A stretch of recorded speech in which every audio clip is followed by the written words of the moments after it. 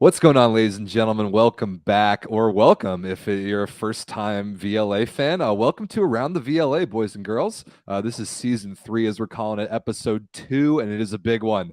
We are previewing the 2023 Volleyball League of America season that starts this weekend. Boy, has it been a long time since we've played some real VLA volleyball, since we've had the season to look forward to week in and week out. I cannot wait to get into this thing. My name is Rob St. Clair, live from Chicago. That is my co-host Vince Zanzuki, live from Phoenix. And if you're new around here, this is the Volleyball League of America, the latest and greatest effort for professional men's volleyball in the United States. And you're tuning in at just the right time because we're getting the season underway. Our third full season starting this weekend. And Vince and I are going to jump on here for an hour or so and let you know how it's all going to work. So, Vince, you ready for this thing? How much have you been anticipating this throughout this whole off season? Oh man, it's been a lot. We've had a lot of work going into this season, and now that things are kind of falling in place and really, coming together, it's really exciting to be where we're at right now. Absolutely. So, for in case we have anybody new tuning into the league for the first time, we might as well tell people a little bit about what we do around here before we jump into the league. I am the VLA's director of broadcasting, so I control all the live streams. I'll be commentating a lot of the games, so you'll get sick of my voice by the end of the year. And Vince and I work together a lot on just kind of all things digital media for the VLA and how the league is presented on YouTube and on social media and on our website and all that sort of stuff. So I'll have my boots on the ground at just about every event this year, and Vince will be there at a fair share of his events as well. Vince, what's your title these days? Still the same as last year, director of operations. I've taken on quite a few roles as far as kind of the team recruitment role is a big thing. Really trying to get as many teams involved in the league, a lot of different clubs. We have a lot of great clubs that have joined the VLA this year, and it's really exciting to see the growth of the league. I mean, we're pushing 28 Tier 2 teams, 8 Tier 1 teams, and we are building the women's division as well. So just the expansion of it all is a lot of work, but at the same time, it's just great to see the adult volleyball scene in the United States just exploding right now.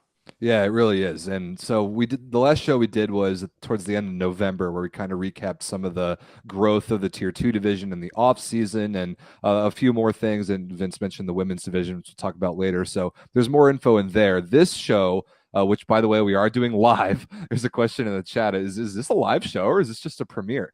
If it looks like a premiere, then I'll take that as a compliment. But yeah, we're live. Ask us any questions you want in the YouTube live chat as we go along here. But we're going to tell you guys kind of how everything works, the two-tiered structure in the VLA, what sort of schedule you can expect, and then by the end of the show, we'll preview this coming weekend season opening event in Indiana a little bit more and jump into some of the teams. So, Vince, shall we? Shall we get into this thing? Absolutely. Let's get started. All right. Let's start at the top. Let's start at the top with the Tier 1 division, the highest competitive level in the VLA. These 8 franchises are expected to play the most full season, just really have their organizations put together in such a way that not only is their level of volleyball the highest that we can offer, but also their commitment to scheduling and to practicing and to building their brands and their franchises and their businesses. We expect those to be the highest of any of the VLA teams once you get to the Tier 1 level. So we had a little bit of movement in Tier 1 this past offseason. You've got the founding 5 franchises that have been around since the beginning of the league in 2020. That's the Chicago Icemen, Indiana Team Pineapple, the Phoenix Ascension, the SoCal Rising Tide, and New York Legion Team LVC. Last year, we had 3 teams join VLA Tier 1. That's the Boston Bounce, the Northeast Force, and we had San Francisco Sport Connects join for last Tier 1 season. And we've had 2 teams move around as we get ready for 2023. One is Sport Connects, no longer participating in VLA Tier 1. So they were based out of San Francisco. Actually, they still are, but they underwent a change in ownership, and their organization chose, while changing ownership, they chose to demote themselves to the tier 2 division, start from scratch in terms of points and building their team back up from the ground up. So they're now known as the Bay Area Dimes. They're attached to the Bay to Bay outstanding junior volleyball club in San Jose. We'll talk about them a little bit later on, but that's why the West Division of Tier 1 now only has 2 teams in it, because Sport Connects changed ownership. They're choosing to move down to Tier 2, rebrand, and start from the beginning. However, we are still at 8 teams this year in Tier 1 because the Chicago Swede is the first team ever to achieve promotion from Tier 2 to Tier 1 by reaching our promotional targets, which we'll talk about later in the show. But if you've been following along with the league for a little while, Swede won the Tier 2 championship last year, and in doing so got to exactly right on the number, the 50 points cumulatively that they needed to get offered promotion to VLA Tier 1, which they accepted. So they joined Indiana and the other Chicago team, the Icemen, in the Central Division of Tier 1 for this year, and those 3 teams will be the ones in action this weekend in Fort Wayne. Yeah, I spent on that a little bit more. Swede, fantastic season last year. And I say this pretty often. If it wasn't for teams like Swede that believe in the system and really understand what the league is trying to do, there may not be a tier 2 at all. They came in, played the first VLA Cup, and they understood what the premise of the promotion objectives were, and they did a fantastic job last year putting together a great season. I mean, overall scoring, I think 46 points for the entire season. And if you look at it, I mean, granted they played a lot of Tier 1 teams and earned 4 points here and there from getting those victories, but I think only LVC really achieved more points than they did last year. Tier 1 and Tier 2, obviously they're different, a little bit different scales, but at the same time, very, very impressive season, and they earned every bit of being in Tier 1 this year. So congratulations to Swede, and also, team we're going to be looking out for. They're definitely not to be taken lightly considering their success last year. For sure. Yeah, not a team to be slept on by any means. The way the league is set up, the process of getting promoted from Tier 2 to Tier 1, if you get yourself to Tier 1, you earn it. There's just no mistaking that you're a team that belongs there if you can grind through that ladder to get up to the top division. And we'll talk about how that all works later on. But let's keep the focus on Tier 1 and kind of explain how the season's going to work. So here is sort of the format of the matches and the events that every Tier 1 team will play. So first and foremost, every team in the Tier 1 division will play 2 regular season events in their own division. So the first one of those for the Central Division is coming up this weekend. We'll talk about the schedule for the rest of the divisions in just a minute. But so every one of those regular season events is pretty simple. It's a format that VLA fans have gotten used to. We get 3 teams to 1 spot. You play a double round robin that weekend, which means each team plays 4 matches. Each team plays the other 2 teams there twice each. And you have 2 of those such events throughout the season. So the Central's got 1 this weekend. They've got another one later on in April that we'll talk about. So that's 8 matches right there, 4 each against your other 2 division rivals in the Central and the East case, in 2 regular season division events. So you've got those that we kind of base the Tier 1 season upon. On top of that, you've got the VLA Cup series of tournaments, and this is where we start to open it up a lot more. So there's 4 tournaments this season in the VLA Cup series. We'll spotlight them all in just a minute, but there are 3 cup tournaments that are attached to each division, and then there's one big one, the VLA Cup, which has broken its own records for basically the best men's volleyball tournament ever held in American soil every year that it's taken place. So every team in Tier 1 will play 2 regular season events in their division.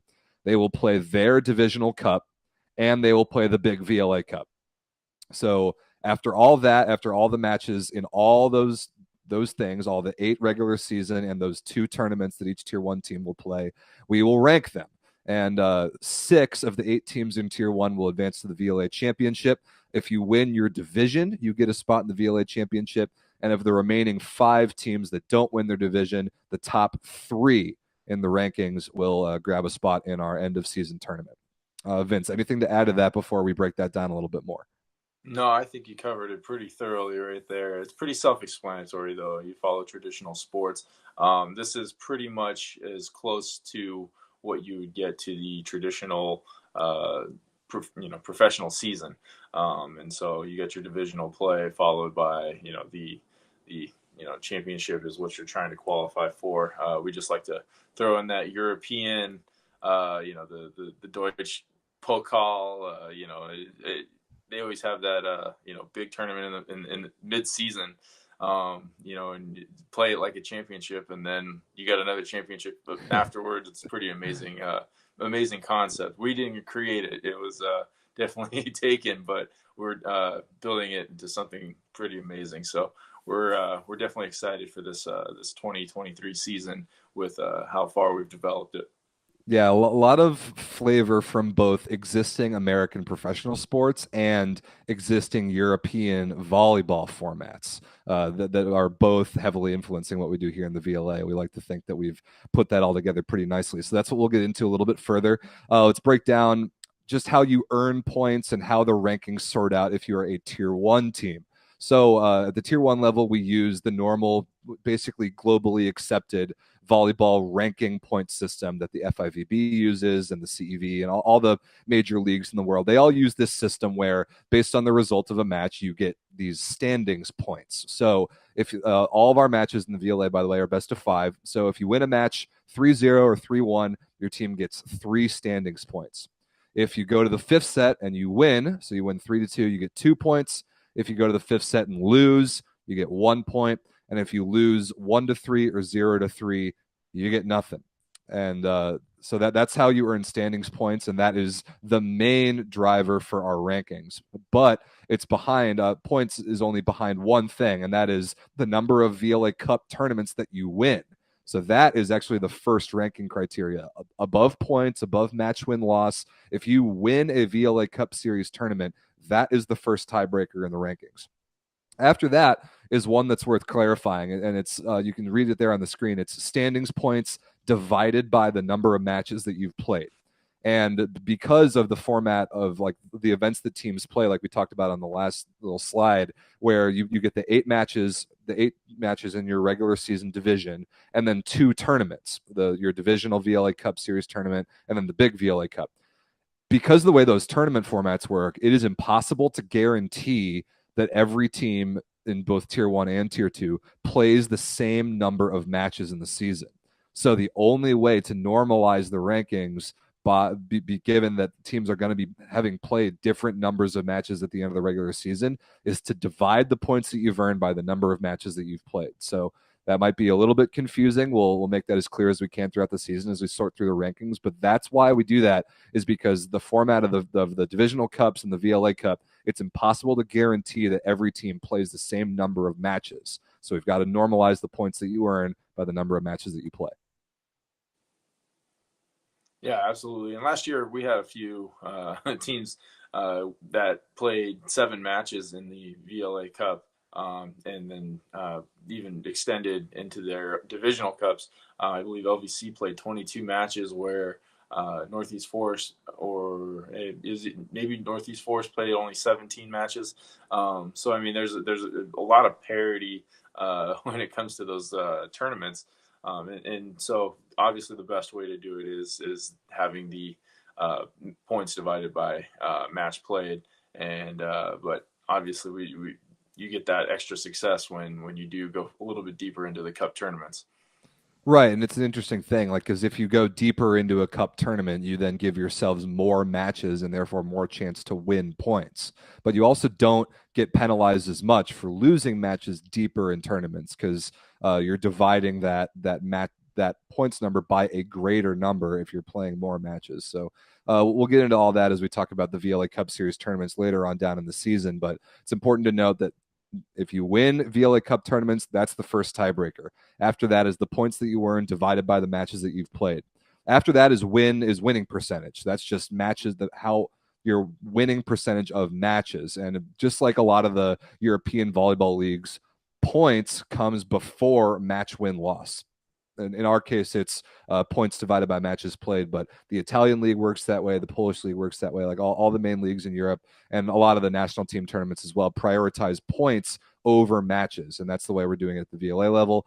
After match win loss is set percentage. So how many sets have you won divided by the number that you've played. And after that, if it if it gets down to dividing points, calculating point ratio, then we've really got some serious parity in the league. But if it comes to it, we'll literally divide the entire all the points on the court that you've won that season divided by the points that you've lost. It would be crazy if we got to that. But that is the final tiebreaker if it gets there. Yeah, it would be remarkable, but we were there was a handful of teams last year that were fairly even. Only a few teams really broke away in their respective divisions, so it wouldn't be surprising if we get down to at least the two spot on that. But I could see it going even 3 or 4. Yeah, with very sets possible. when divided if it comes down to it. But we'll see how it all works out this season. Yeah, and our good friend Ron Clark, who manages Team Pineapple, is making fun of us in the chat saying, I don't like math. Don't worry, Ronnie. We will do all this math for you. It will be on the website. We'll have a nice little database display that'll be up and running in the next couple of days. Yeah, so, like usual, Ron, we'll tell you where to go. Yeah, like usual. All right, let's move on. Let's take a look at the regular season calendar for this year for Tier 1. So like I said, every division has 2 regular season events, double round robin format, starting off this weekend with the Central Division in Fort Wayne, Indiana with Swede, Iceman, and Team Pineapple. Central Division later on is going to be at the JVA World Challenge again in Louisville, which we love. And I guess before we get into the rest of the events, something that the VLA really likes to do is have one court and play a regular season event as part of a much bigger sort of like convention center style juniors volleyball event, which is I think is the case for all 6 of these regular season events if I'm looking at it correctly. And it's so awesome that we have partnerships with the entities that put on these tournaments, JVA, AAU, the smaller regional ones, and that they give us court space to run regular season events, and that young volleyball players with boys and girls who are already there playing volleyball, who have volleyball at the front of their mind, get to see a level in person that they've never seen before. So that's a really important part of the VLA's model, is to put our product in literally inside of a bigger volleyball event where there are volleyball people already there ready to consume it. Yeah, it's pretty remarkable actually. Last year this is the first season we've had it to where all of our regular season matches are on a feature court at a juniors event. The last couple of years, we've always had a few that were, maybe at a college or even a high school. But it's pretty remarkable that we are here playing, and every single match is going to have thousands of eyes on it courtside, and that's pretty amazing. And that's obviously the goal of the VLA, is to get in front of the juniors players. And that's the best way that we're able to build the sport to attract those young players. Yep, well said. Put it right there in front of them, and they can see what's possible. And so, starting this weekend, that's exactly what we're going to do. The MLK Challenge is the name of this juniors tournament over Martin Luther King weekend in Fort Wayne. So the Central Division later on in mid-April will be at the JVA World Challenge in Louisville. That is an absolutely massive tournament that we've been at in years past. On the East Division side, one of the same events as last year at the Mohegan Sun Casino in Connecticut. One of the AAU Grand Prix regional events in the Northeast will be there to kick off the East Division the second weekend of February. Then 2 weeks after that, we'll be in Boston for another juniors event with the Boston Volleyball Festival. So that's that final weekend of February. So the 2 East Division regular season events are by far the closest spaced of the divisions. And then Vince, I'll have you talk over the West Division, not only because your team, the Ascension, belongs there, but also because your division only has 2 teams in it right now. So how is the West Division of the Tier 1 regular season going to work this year? So the West Division will work exactly the same way the Central did last year. And if you didn't follow, last year Chicago Swede filled in and basically got the invitation to play in the Fort Wayne event over MLK weekend. And then Milwaukee Dive played in Louisville for that the Kentucky event. How it will be this year is when we play at the Phoenix Convention Center at the Volleyball Festival, West Coast Brigade, which is one of the more active West Coast teams, really gunning for that Tier 1 spot. They will get the invitation to play against us and Rising Tide.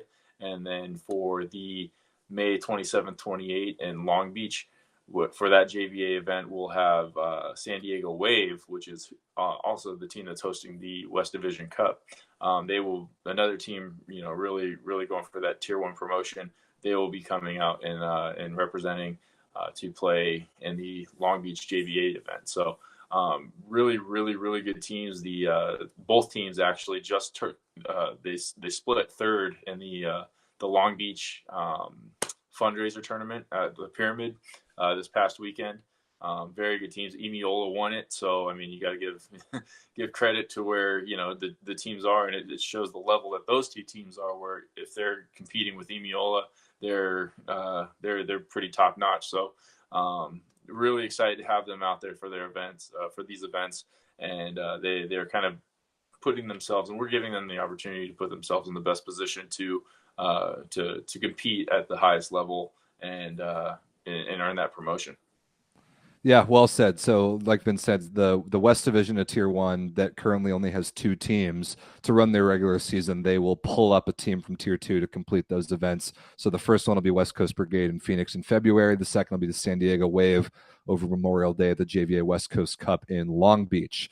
And after those 6 events, and after all 4 of the VLA Cup Series tournaments, the top 6 teams, like we said, will make the Tier 1 championship tournament, and the date and location for that is still to be announced. So stay tuned for the news on where that tournament is going to be. Next piece of big news is, or before I move on to talk about more about Tier 2, is something you might be wondering. How can you watch these games? Well, you're already in the right place. You're already in the right place because all the matches this year, every match this year, is going to be right here on the VLA YouTube channel. So you're already in the right place for this. However, the main difference between this season's way you can consume every match versus last season is a progression in the direction that we've been going, where this year, almost every single match, Tier 1, Tier 2, Cup, whatever tournament it is, almost every match will be live streamed here for members only. So that's a difference. Last year, we had basically only the Tier 2 events streamed for members only, and every Tier 1 regular season match was streamed to the public. Not quite the same way this year. There will only be a very select few matches per weekend that are streamed totally to the public, including this weekend, the very first match on Saturday, first match of the season. We got to give that to everybody for free. But if you want to watch every single match live this season, you can pay us a whopping 99 cents per month. We like to think that's pretty affordable and a pretty good value to watch elite level volleyball and get live access to every single match from every tournament this year. So that's a key difference. If you want to watch every match this year, Tier 1, Tier 2, tournament, regular season, whatever, you need to become a member of the YouTube channel. And like I said, the exceptions to that are 1 or 2 featured matches per event that will be public on YouTube, and any event that ends up on ESPN Plus. If you're new to the league, we broke through last year in a very big way, streaming the final 4 matches on the last day of the VLA Cup last year on ESPN Plus, and so we're still working at doing that again this year, and the events and details for that ESPN Plus stream will be announced in the next couple of weeks. But other than those notable exceptions, basically every match right here on YouTube, but for members only. And I'll explain how that kind of works in just a second. But Vince, why has the league chosen to charge everybody 99 cents to watch our product this year? Yeah, one thing that's going on with the league right now is there's a lot of people working extremely hard to bring this product to you. And one of the biggest things that as a league we need to progress with is the production value and things like that. And the only way that we were able to provide that is by monetizing and basically maximizing our potential with that, financially speaking. So it came to the decision that we were going to have a few feature matches, typically 1 to 2 per event, like he stated, and it's just one of those things where we have a lot of extra features involved. The VLA, we haven't quite titled it yet, but we're looking at the VLA Red Zone.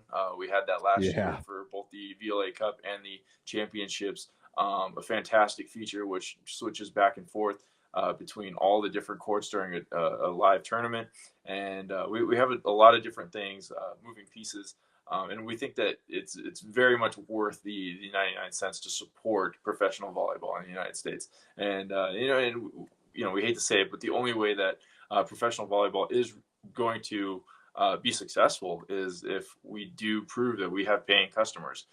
If we are not at the point to where if it's going to be free forever, then we're never going to have a professional league. And so we need to get it to the point to where we can prove to investors, to corporations, things like that, that people are willing to pay to watch this league. So it's unfortunate that we have to ask for money, ask you to pay for the product, but at the same time, this is, you're a part of it, and this is how it's going to happen. So we appreciate all the current members, and we're looking forward to the substantial growth that we've received over the last 2 years, and to continue that pattern. And trust me, your 99 cents actually goes a long way. It actually really, really helps the league to have just a little bit of that consistent revenue stream just from producing our matches on YouTube. And it really is a good value. 99 cents is not a lot of money. You get a lot of volleyball that you get to watch from that membership. So we really encourage you all to take a look into that if you want to watch all the matches live. We'll talk about other ways that you can consume match footage later on in the show. But while we're here, Vince, I want to walk everybody through as clear as possible how to join the YouTube channel as a member, because we get a lot of questions about this. This is a relatively new feature from the YouTube side, like this YouTube channel membership idea and members only live streams. This is a kind of a new feature, and I want to make sure we can walk everyone through how to purchase a membership if they want to. So if you're on a desktop, like if you're on a computer, if you're on a desktop computer, laptop, whatever, it's really easy to do this. You can go to any video on the VLA YouTube channel, or you can go to the homepage of the VLA YouTube channel, and there's a button that says subscribe. Subscribing is free, and you should have already done that by now. But next to the subscribe button is a button that says join. And join is the button that you need to press if you want to become a member. So if you find a button anywhere on the VLA YouTube channel that says join, that's what's going to prompt you to give your 99 cents and give you access to all the members only content. If you're on a phone, if you're on mobile, it's actually a little bit trickier. And I should be able to actually share my phone screen here if it'll work, and kind of show you guys how this works. 1 second while I figure that out. YouTube has gotten a little bit better about this. It's a little bit easier to join a channel as a member than it used to be. Let's see. Can I show it to you?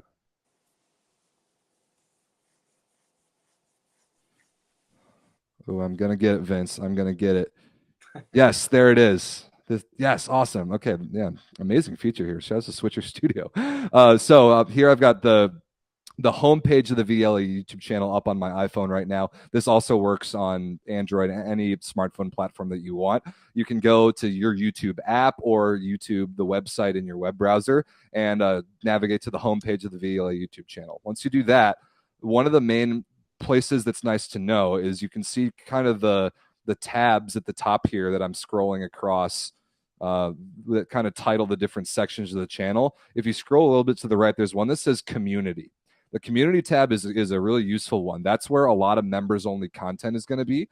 It's also where we have a link right now in this post right here that says click this link if you want to become a member of the YouTube channel. And so you click that. It gives you some options on how to open this link. Like in my case, I'm on an iPhone. We can go to Safari. And then here it will, once you log into your Google account, it will give you the option to join the channel as a member for 99 cents a month. So that's how you do that. There is no join button that's quite as easily accessible, but this link to join the channel as a member will be in every single video caption. It'll be on the community tab of the channel homepage. And if you scroll down a little bit on the channel, there should be, if you get down far enough, a members only stream portion that you can find. And when you click on one of those, there will be a button or a link that you can press on mobile to purchase a membership to the VLA YouTube channel. So I think YouTube is getting a little bit better at making this process easier, but hopefully that answers some questions for you all. And anything else to that, Vince, or are we good to move on past the membership? It's a because we get the question, you get the question all the time. I get the question all the time, and I was actually just I was looking away following through it just so that I remember how exactly you do it, and it's definitely more difficult from when you're watching the stream and all of a sudden we like to switch it over on you halfway through the match, because we like playing that little game. Right. It's So easier to do it that way, honestly, it is, because then you're already there. But because you're already there. But yeah. then you got to be like, oh, do I really want to bet you? But please do pay the 99 cents for us, and become a member and really support the professional volleyball. Right. Yeah, and we'll try and make it as easy for you as we can to get that membership. But again, we're at the mercy of a relatively new feature on the YouTube side, so we're still working through that. But we appreciate everybody's membership who wants to support the league and watch matches live. So, Vince, I think it's time to move on. We've talked about the VLA Cup series of tournaments a bunch of times already. Here's the schedule: 3 divisional cup tournaments, and then the one big one. So, actually, the second event of the entire year is a divisional cup tournament. Very similar to last year, we will be headed to the West Coast for the West Division Cup very, very early. Different site this year than last year. The first weekend of February, we'll be headed to Wave Volleyball Club in suburban San Diego for the West Division Cup, which I am so excited about. Wave joining as a tier 2 team this year, already hosting a cup tournament and playing a tier 1 regular season event. They're growing pretty fast, and we're excited to have them, or excited to use their facility the first week of February. Yeah, and San Diego Wave, you can't say enough about the volleyball club itself. Oh yeah. Very reputable, one of the biggest in Southern California, obviously the biggest in San Diego, and we can't thank them enough for the opportunity that we have with us being a host in a place like San Diego. Always favorite vacation spot for myself, and I'm sure anyone in the in the West that isn't maybe in LA area. But no, it's very exciting, and it's going to be a fantastic event. All the events this year, pushing upwards of 14 to 20 teams in the division cups. We're looking at a 28 team VLA Cup. That's So gonna I be mean, it's ridiculous. just exploding. Last year, we think we had 11 in the West Division Cup. We had maybe 13. And so this year we're really, taking it to another level as far as the amount of teams, the amount of opportunities that we have for these teams to compete, and just amazing events. Amazing events is right. And so for the Central Division Cup, we will be right back at the College of DuPage in suburban Chicago, right in my backyard. Same facility as last year that hosted us for the Central Division Cup. That gym is absolutely awesome. I cannot wait to go back for that. I feel like that gym is literally made to host VLA stuff. They've got 4 outstanding courts. You can reconfigure it to like a really good looking feature court. They've got a phenomenal Wi-Fi, great audio, video screens, like the whole thing. It's a phenomenal facility. So definitely come check out the Central Division Cup. We'll also be headed to COD, to College of DuPage, same site for the VLA Cup in May, second weekend of May, like usual. The VLA Cup. It's a proud moment for us to have outgrown Loy Ball's place. No longer can we really fit in Loy's gym in Angola with only 3 courts. We need more. And so COD is nice enough to host us for the big VLA Cup as well in May. That will be an enormous tournament. And then last but not least, the East Division Cup. We've also outgrown our friends at the Niagara Frontier Gym in Buffalo. And Chris Hosley, who runs Team LBC, has got us into this beautiful new facility called the Impact Athletic Center in upstate New York in Albany. So the first weekend of April, the East Division will converge on Albany for that divisional tournament. Yeah, and I'm not positive, but I think that may be coinciding with another juniors event. Oh, really? So That's awesome. yeah, and so that's actually a first for the VLA to be having a cup event at the same time as a juniors event. Most times we have reserved those for our regular season matches. So it's going to be it's kind of a trial here. We want to see how the tournament vibe interacts with the the juniors and whatnot. There's long been not for any particular reason, but there's been definitely a separation for the longest time between juniors and adult events.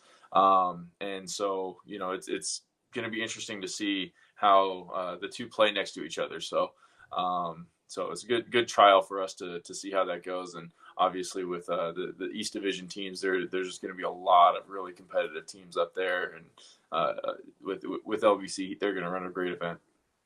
Totally. And some outstanding facilities. Like that Impact Gym is brand new. COD is gorgeous. Like I said, Wave, outstanding volleyball specific facilities. So we're going to put on some really good tournaments. There's going to be so much participation, more opportunities for teams to play than ever before. And we're really excited about that. First one in really just a couple of weeks. Vince, I will see you in San Diego. Looking forward to that. Another thing that's important to point out about the VLA Cup series of tournaments, Vince alluded to it earlier, but we're really excited to have already announced, but to bring women's adult volleyball into the mix for the VLA. About time. This was a natural step in the progression for us. We want to be as inclusive of a league as possible. We want everybody post college or really post high school who wants to play volleyball anytime, anywhere. We want to give them a place to do that. And it was a no brainer to add a women's division to the VLA. So there's a lot more details that are going to come up about this later on in the season as we work towards a couple of the cup tournaments. But Vince, what do we know right now about the VLA, the new VLA women's division?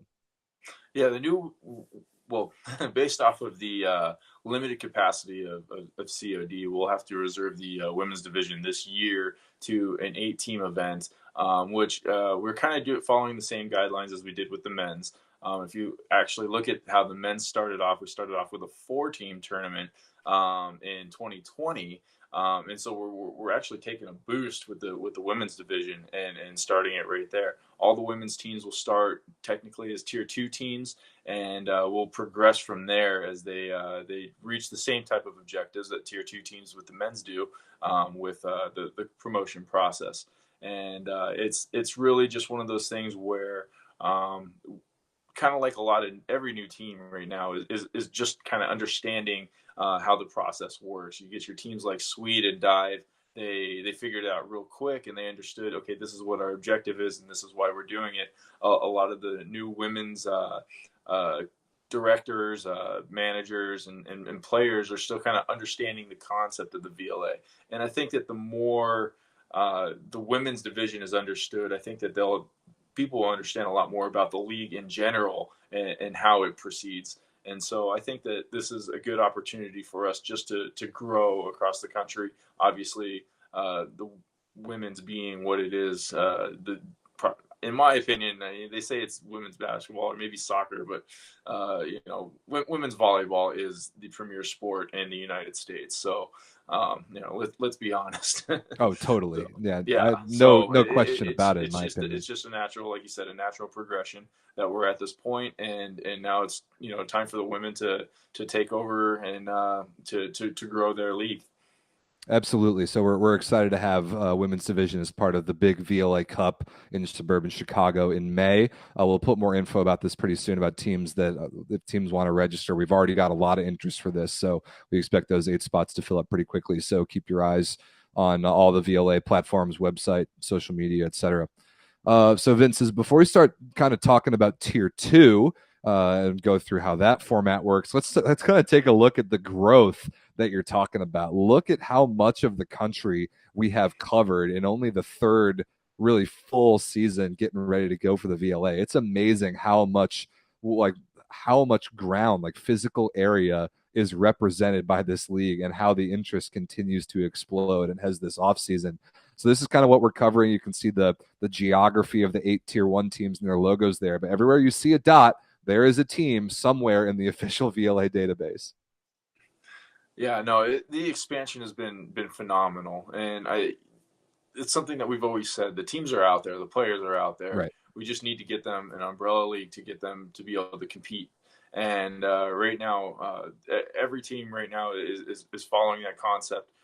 We haven't had really any teams that have been like, no, this really isn't for us. Everyone's really on board, and we just continue to see substantial growth. And it's there, even from this map, which was created about 3 weeks ago.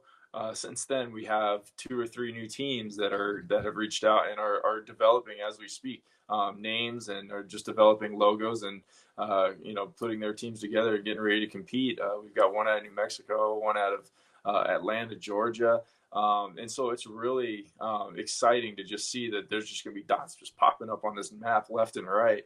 And just obviously, and also the women's. This is only men's teams, Right. so there's going to be 8 women's teams added to this within the next couple of weeks, and it's really exciting to see what is happening with men's volleyball, or with volleyball in the United States, professional volleyball, and it's very comparable to what the MLS and USL have done over the last 20 years in professional soccer. So we're really excited to see the growth. Yeah, it's been huge. And but as a kind of a transition point to talk a little more about the tier two level before we get into the specifics, we've said it on the show ever since the tier two model has kind of come into play for the VLA. And I said it a minute ago. The VLA's goal is to be as inclusive as possible. We want to provide as many opportunities as possible for as many people in as many places and for as many teams to play great volleyball as we can. And that's why you see the expansion that we've got, is because the teams are out there, like Vince said, the players are out there, people want to play, they just haven't had a place, and now we're giving them one. So that's kind of the model of the VLA in general, and the entry point for those new teams that are new to the league and want a new place to play for now is the tier two division. So Vince, tell us, before we talk about more specifically about how you progress your way through the tier two division, talk a little more about like the different things that playing tier two volleyball can offer a team. Oh yeah, I mean, so right now we have a handful of teams, obviously, that are really fighting for that promotion, right? Their goal, the tenured teams, are how do we get to tier one, right? But then there's a handful of teams too that just love to play competitive level events. There's a handful of teams that just really want to play against good competition, but they're good with their day jobs. They're not really looking to get to that professional quote unquote level where they're just really want to play good volleyball, represent their community, those types of things, and so we're really leaving the opportunities out there to kind of play as you desire. And so right now we have in the tier two season that we actually started back in September, and left it open for tier two teams to host their own events and matches, and we've had a handful of round robins where 3 teams will get together and each play each other once for a point. We've had some fantastic tournaments. Milwaukee Dive held a great tournament. River City Flow held a great tournament where these teams got together and played to compete for different points. And so we have a lot of good styles of competition, formats for competition, and the tier two teams are definitely taking advantage of it.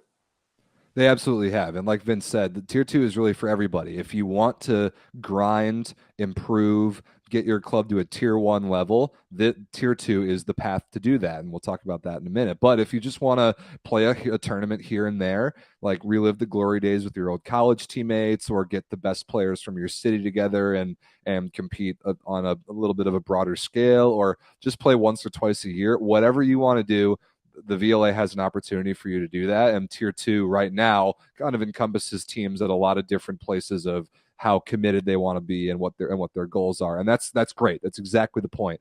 We are not going to make anybody get promoted. We're not going to make anybody stay where they are. Anybody can run their teams however they want within the VLA structure, and they can enjoy volleyball the way that they want to enjoy volleyball. So that's really the point.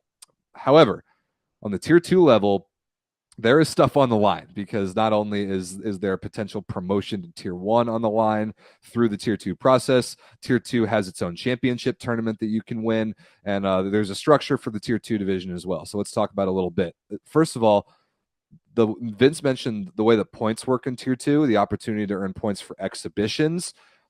That's something amazing that we've seen this offseason, where we've empowered the tier two teams to run their own events, get a couple teams into a gym, play matches, and those can count for points at the VLA level. For example, this past weekend, there was one in either like Kentucky or Ohio, or right on the border there, that Kentucky, Mason, Ohio, yes. That was it. Yeah, the Kentucky team, Columbus, and the new Indianapolis team. The 3 of them got together, played a round robin, and there were a couple points awarded for that. That's awesome.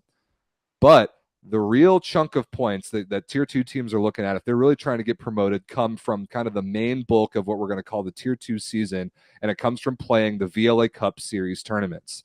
And you earn points through that in a similar way to the way tier one teams do. But if you're a tier two team and you're playing against a tier one opponent, there are bonus points on the line.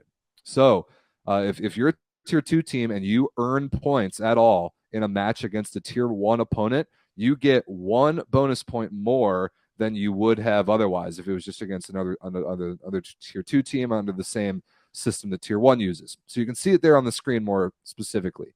Tier 2 against another tier 2 team, the way you earn those standing points is exactly the same. 3 points for a 3 or 4 set win, 2 points for a 5 set win, 1 point for a 5 set loss. But if you're a tier 2 team and you compete against a tier 1 team, you beat them 3-0, 3-1, you get 4 points. You beat them in 5, 3 points. You lose to them in 5, 2 points. And those add up really, really quickly. And that's sort of the way that we saw teams like Swede and Dive and Ruckus and Emiola and teams that come together so quickly and immediately start taking down tier 1 teams. That is how you can earn points really, really fast with that 1 bonus point on the line. Yeah, no, you really saw a lot of teams take advantage of that. I think that that's also really the benefit and the outside of obviously winning a cup, you really do accumulate a lot of points in those cup events. When you see a team that is your kind of rival, tier 2 rival, you can get 3 points off of them as opposed to just playing an exhibition where you can only get 1 point off of them. It really makes a big difference. And so that's really the enticing part of the divisional cups. Most of the matches are played by tier 2 teams. Obviously the ratio is sometimes 2 to 12 or 2 to 6 or 1 to 6. Right. Whatever the math is on that. Like Ron said, we don't need math tournaments. I don't know, but you get the point. The point is that there's a lot of teams that you're gonna are considered your rivals, and the way it works out, we make sure that no teams, relatively, unless you make the semifinals or the finals, will play each other twice. So you're gonna see a good amount of parity in those matches or those tournaments. You're not going to run into a case where you play the same team 3 times and some team can grab 9 points off you because they're better than you. You're going to see teams that, yeah, you may play a top tier 1 team, maybe a top tier 2 team, but then you're going to eventually play a team that's right on your level, and you're going to have the opportunity to beat them. Exactly. So that's kind of the point, and how we eventually sort through a tournament like all these VLA Cup Series tournaments that have wide range of teams with wide range of skill. And eventually, by the end of the tournament, you're playing against somebody pretty close to your skill level, and you've got an opportunity to take points away from them. And that's the beauty of a lot of those tournaments. Is even like bracket consolation matches mean a lot because there's always points on the line. And that's the beauty of this format. If you're a tier 2 team and you play against that tier 1 team, you have that much more incentive because 4 points is possible for you. We've seen that so many times last year where tier 2 teams just have that extra little bit of motivation that the tier 1 teams don't have in that matchup, and they walk away with 4 points because of it. So that's enormous, and that leads us into this. If you are a tier 2 team and you're trying to get promoted to the tier 1 level, the targets that you need to reach cumulatively for all your points that accrue year over year, these are the targets depending on what division you're in. And the reason why they're different is because the divisions at the tier 1 level have a different number of teams in them. So the West division of tier 1 only has 2 teams. That's why the promotion targets in the West division of tier 2 are easier. You need 50 points cumulatively, or you need to win 2 VLA Cup Series tournaments. If you do that and you're in the West division, you're going to get offered promotion to tier 1 right now because that tier 1 West division has that 1 less team in it. If you play in the Central or the East division of tier 2, you need to get to 100 cumulative points across all of your time spent playing VLA matches year over year, or win 3 VLA Cup Series tournaments. And as teams get promoted, and as the divisions grow at the tier 1 level, these targets will increase. The Central Division is a great example. Last year, the target was 50 points. Swede got there right on the number. Literally, they had to win the tier 2 championship match. They had to get 3 points from it to get to 50. They did. So now they move up to tier 1, and the targets in the Central Division increase to 100 points. And like I said, all of those points that you rack up year over year carry over towards eventually getting promoted. So you don't have to do it all in 1 year. It's basically impossible to do it all in 1 year in most cases. Yeah, outside of winning all of the cups and your tier two championship, it's virtually impossible. Right. But one of the things to point out is the concept behind this and making it, it may seem for some teams like, oh, 100 points, and I'm just starting now. For one, not to get discouraged, it's a process. Some of these teams in the tier one have been grinding at this professional level volleyball concept for the better half of a decade, and it's not one of those things where we just threw some teams together and decided, hey, let's go do this. Like, this has been something that has spanned a long time, and so one of the things that we don't want to run the risk of is teams getting promoted, or we promote teams because of some sort of favoritism or anything like that. Teams have to kind of put in their time to prove that competitively they can compete, and financially they are capable of the travel that is demanded of the tier one level. So there's kind of that learning curve that we need to put out there. And the other thing too is some teams, we don't want it to be one of those things where a team gets to 50 points, say Swede gets to 50 points, and then all of a sudden everything in the Central Division resets. That would be a huge slap in the face to the teams like Dive, who were right on the bubble last year. A team like even Buddy Bears, who traveled to every single event and earned the points that they've earned, as opposed to some teams that have just come in and didn't, maybe like a Southside XP comes in and just decides, that now they're on the equal playing field. They're really not. Not that they can't compete with them. The point is that they haven't earned those points. And so the progression is the goal. The consistency is the goal. And that's what we're looking for tier one teams. Exactly. To get promoted to tier one, it demands both quality and quantity of the volleyball that you play. It takes a long time to accrue that many points. You've got to play a lot, and you've got to play well and earn the points and the opportunities you have to get them. And the way this system works is that by the time you get to one of those targets and the league is ready to offer you promotion to tier one, you're really ready to be there, both at a competitive level and an organizational level. You understand at that point what it takes to be successful in the league, what it takes to run your organization like the league expects of tier one franchises. And that's why it's not particularly easy to get promoted. We don't hand the spots away for free. And I think that's a good thing. And it produces a lot of really competitive games, the teams that are trying to get that one step up on one another in their divisions, because once you get promoted, that target will increase for the following year. So I think that's very well said. And that's one of those things too. We also looked at European relegation and whatnot, and possibly using that concept, and not saying in the future that there wouldn't be a potential relegation for some teams. We don't know yet. We haven't gotten that far into the development of that long term. But the thing is that even in like for example, I played in the Bundesliga 2. We just had an exceptional season when I played for FC Schutorf, we would have been promoted to Bundesliga 1. All it takes is one season, even though you're kind of moving up and down the different leagues and whatnot. We haven't had time to develop anything that substantial. We don't have 12 different divisions. We only have really the 2. So we didn't want to have it to where you can just have one great season and then you're back up and then this jumping back and forth. We need to develop the consistency, very much like how American traditional sports are, to where eventually we're hoping that the Team Pineapple is just a household professional volleyball name. The Phoenix Right. Ascension is a household professional volleyball name, not one that's like, oh, they're tier 1 this year, oh, they're tier 2 next year. We don't want that jumping around. We want this, okay, these are the teams and they've earned it and they've proven that they belong. Yeah, that's exactly right. That's well said. There's so much that it takes and so much that the league wants a team to be ready and able to do once they get to the tier 1 level, and we think that this tier 2 system really builds that the right way. So let's take a look at where some of the tier 2 teams are at right now. I mean, we can start in the tier 2 West Division, and just a ridiculous number of teams.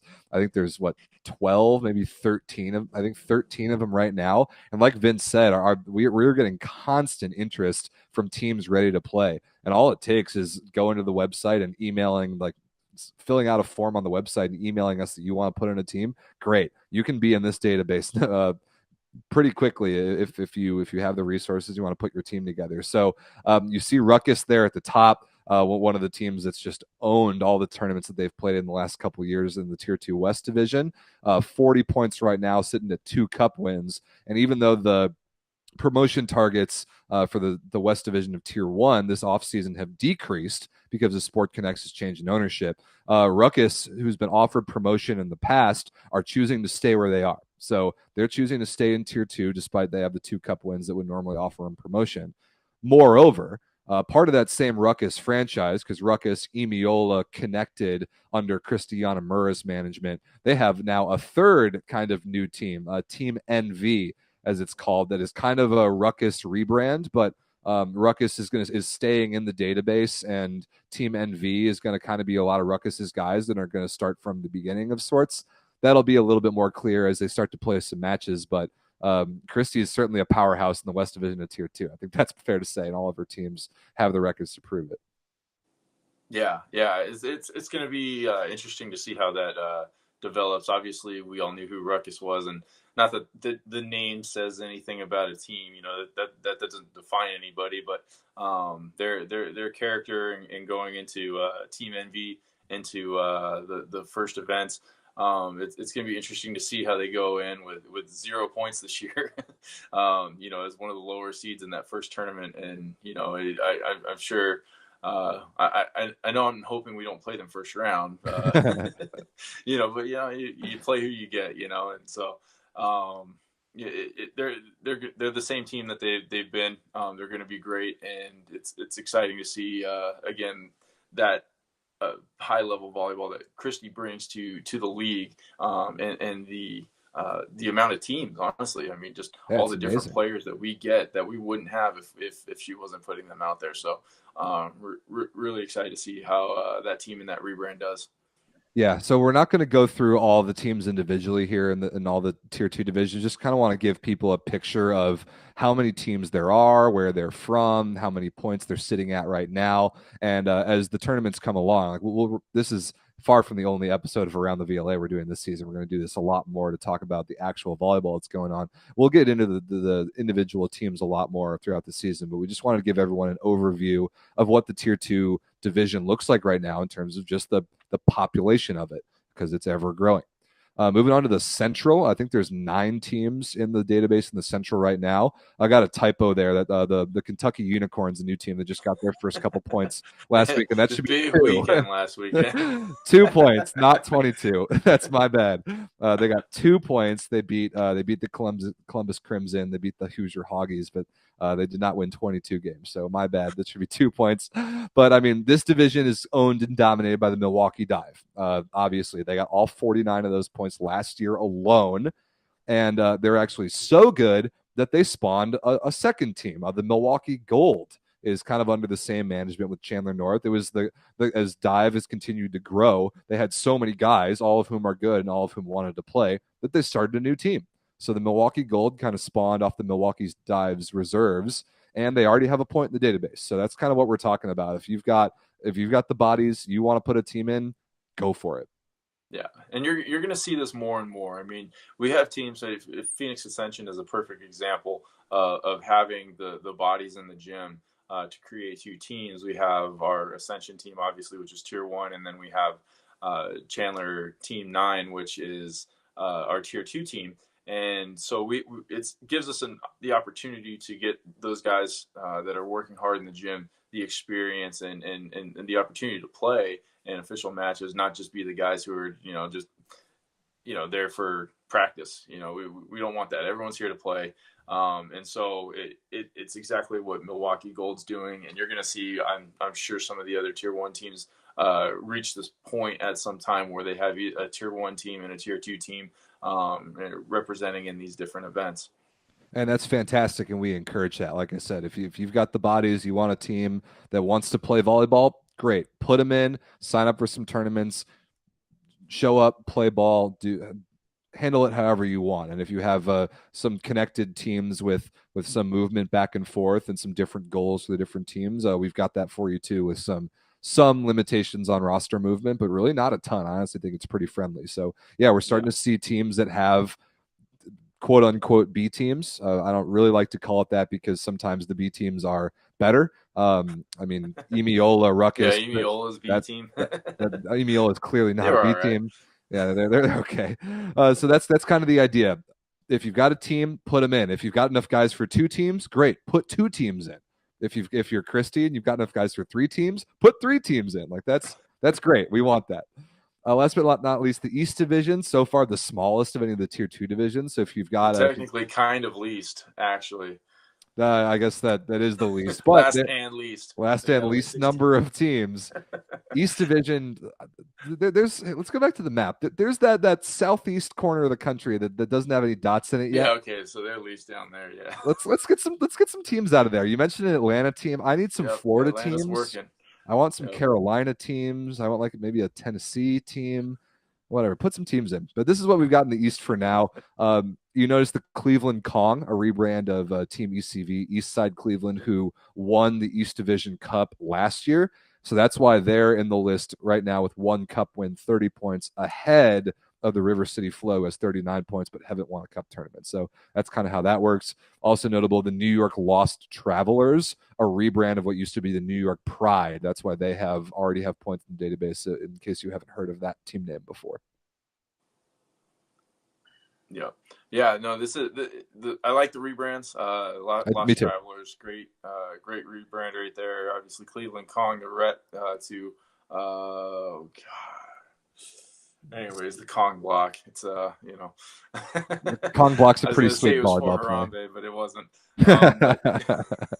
No, it's the rebrands are great, but the East Division is extremely competitive. Oh yeah, I mean, you see that right there. Interesting storyline with Kong being having that cup win, but less points than River City Flow. River City Flow obviously commanding the points. It's just going to be interesting to see how tier 2 championships is going to play into heavily with who gets promoted next in the East Division, I think. So it's going to be a very, very interesting race here.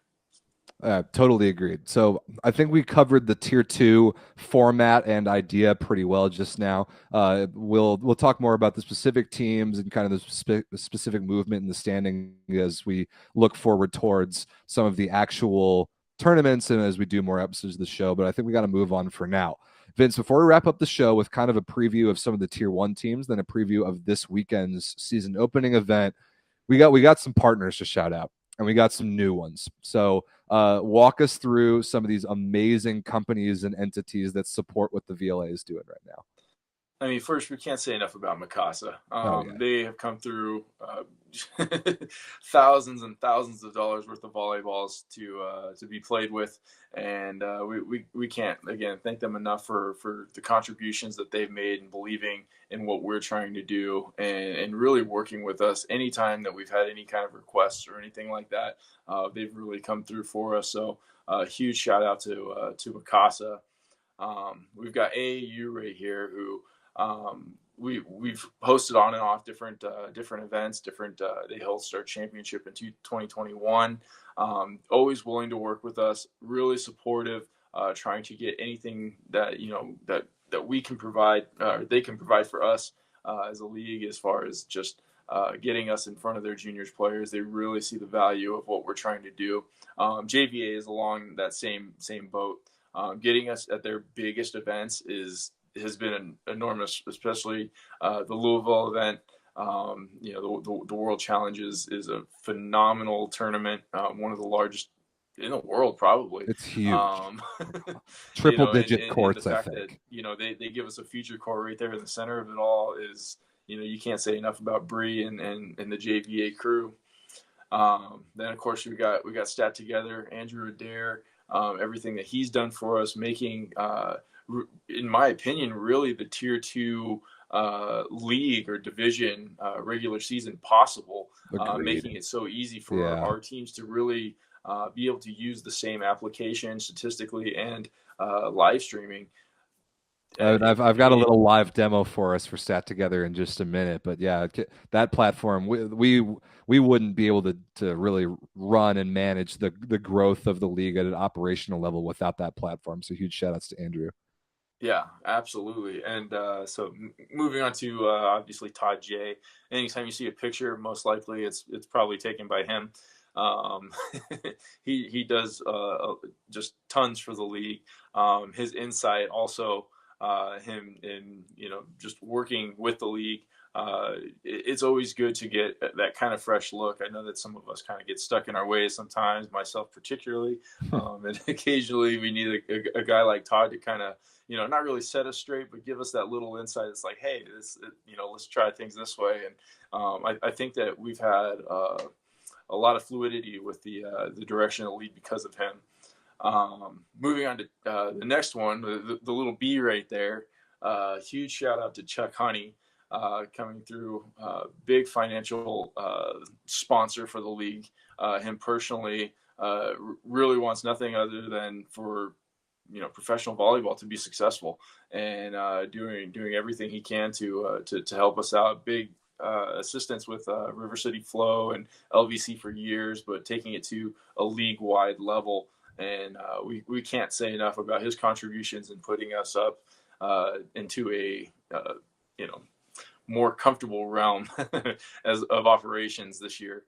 Yeah, Charles is absolutely the man. Charles Hanyost is his name. He's a guy from upstate New York who, like you've said, has been really a big part of Team LVC and the River City Flow over the years when those two were more connected. And now, I've gotten to know him so well just being at events. It's amazing to see him just believe in so much in what we're doing to basically be an individual sponsor or partner for us. That's just incredible. So huge shout outs to Charles.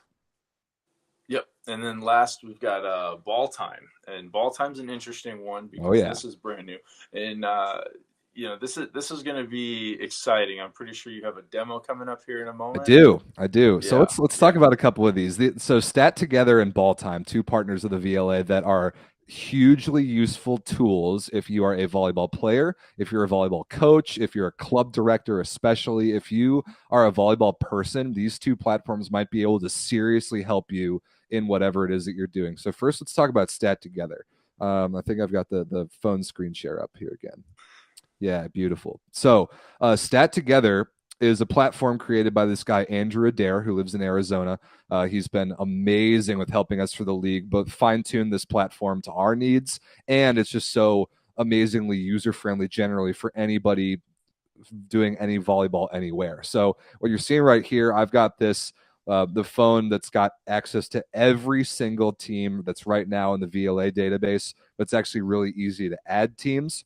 You just create a free account, you press the plus, you can create a new team, or you could join an existing one with a code that you're given. So I'm going to pick one. Let's go with the Icemen because they're playing this weekend. You get this nice little overview. You have an opportunity to put in a roster. So in photos and everything, you can put any info you want about players on your team, so that when you go to run a match and keep stats, which is one of the main features of an app called Stat Together, you've got the roster already in there. So one of the things that you can do with this is keep track of matches. You can keep track of scores, stats live, and also link that live score to a live stream. So you can see right here, this is some of the matches that the Icemen have played of the past year. Certainly not all of them, but some of them. I'll make one right now. Might as well. So let's say the Icemen are playing Sweden this weekend, which, as it turns out, they are. We can pick the date. We know it's going to be on January 14th. We know it's a tournament. We know it's at a neutral site. We can hit save game. And there you see Swede preparing sets as the app does its work in the background. So you click on that, and here's kind of the home page of a match. And this is where it really gets awesome. Just so user-friendly. Within each set, you can go to record stats. There's you can keep the live score at the top, but also if you submit a starting lineup, either team or anybody from the outside can keep live stats for the match as it's happening in the easiest possible format in this app right here. It's incredibly user-friendly. Our teams use it. Parents of junior players use it. Players use it for their own match footage, just to keep track of their stats for recruiting. It's an incredibly useful tool. And anybody who, multiple people on the same account or that have access to the same team, can keep stats in a match at once. So you can even divide if you have different people on the bench of the device. You want to have one person keep track of attacking stats and one person keep track of serving and serve reception stats. Great. All of them can use stat together at the same time to keep track of those things, which is just amazing. And we use this all the time when you're keeping track of score and stuff. So let's put in a random score. How about 11-11 for this match? So the other thing that the Stat Together kind of platform can really do for us is it can live stream. So we've got a lot of different ways that we live stream with the VLA, but the most basic one, but also the most useful and user-friendly, I would say, is the Stat Together live streaming platform. So you can do both volleyball and I think basketball with this. We're obviously going to stick to volleyball. You've got all the teams under the same account that we had access to before. We're using Iceman as this example. So here's all the matches that you've created. If you have a team pass or you pay for a premium account for this, we're going to pick the Swede game. You can stream live from a phone directly to either Facebook or YouTube. We use YouTube all the time. I guess I was using this last on the Purdue volleyball channel back at school, but we can do. We'll get on the VLA password. YouTube channel here. No, you're not gonna get to see my password. Nice try. There's the VLA channel, and boom, here we go. Here's kind of a live look at what a live stream looks like, and you can notice the score is already at 11-11. So the score keeps track of the score when the stats are done in the Stat Together app. And here we are. I know it's sideways, but we're looking at Vince. We're looking at Vince and me and the screen that I'm looking at here live. So this combination of two apps and this platform that Andrew Adair has created could not be easier to use. It's so easy to use. It's for, again, volleyball players, coaches, club directors, any age, any level. This is a useful tool for you. And the VLA teams have taken huge advantage of Stat Together, and we, like running the league, running live streams off of it, have taken huge advantage of it too. So if you're interested in the Stat Together platform, stattogether.com is where you can go, and you can find all the info on there on how to contact Andrew and get Stat Together in your team's hands.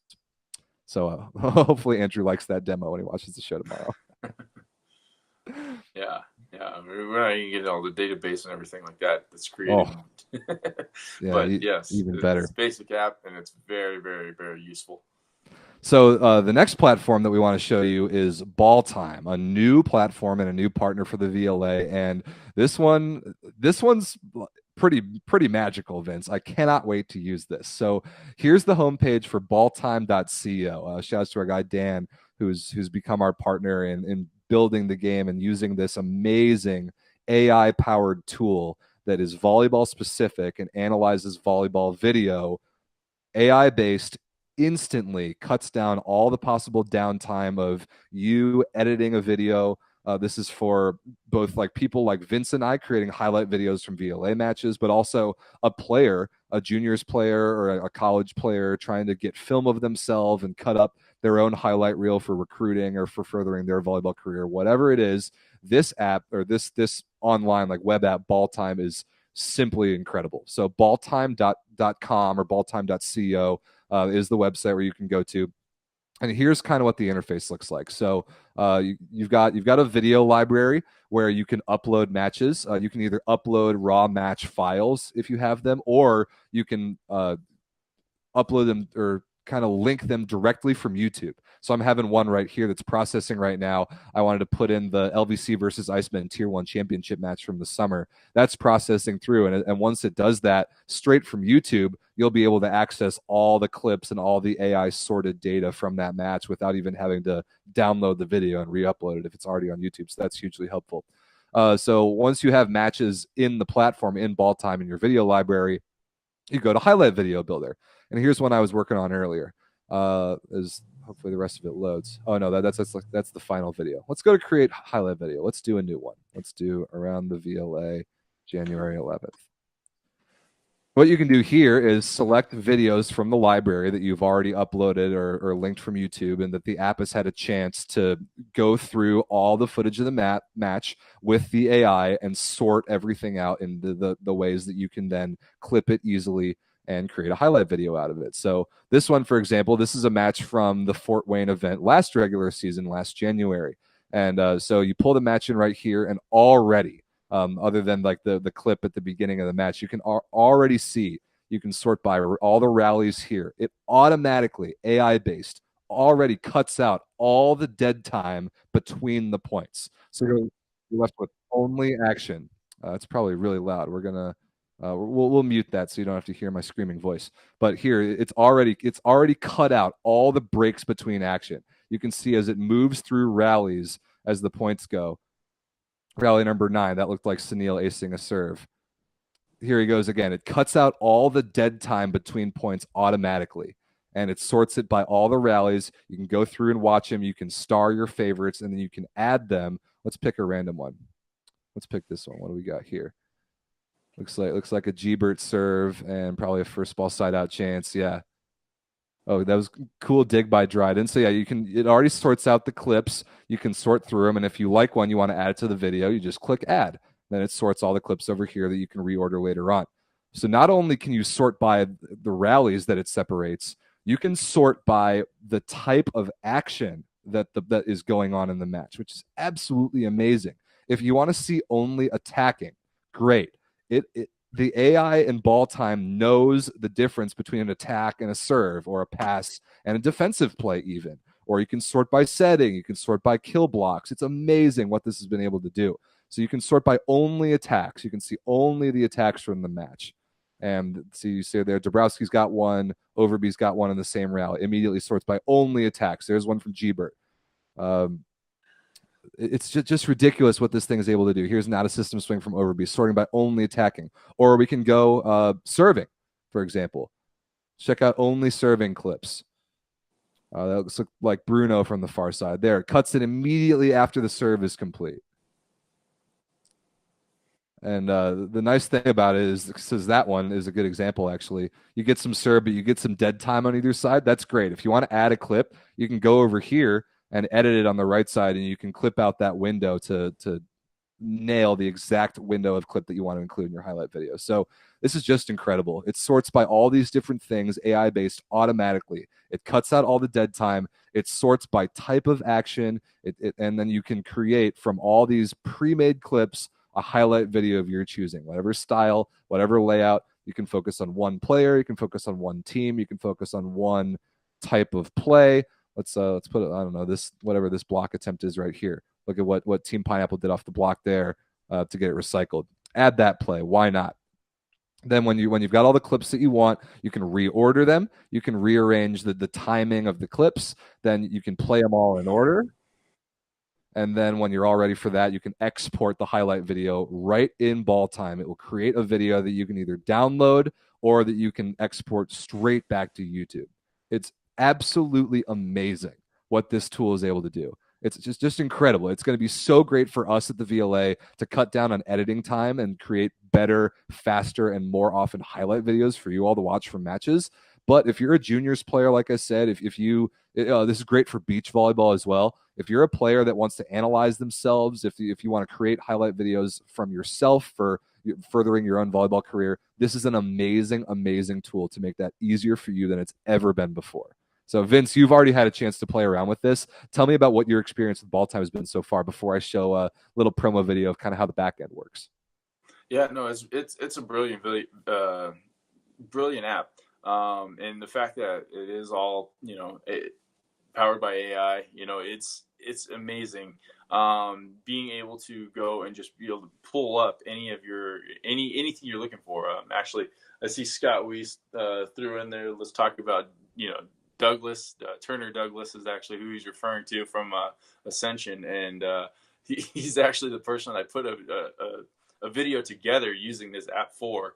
And he had a match against Team Pineapple this past year, which was pretty solid match, and it was just so easy to go in and find all of his attacks.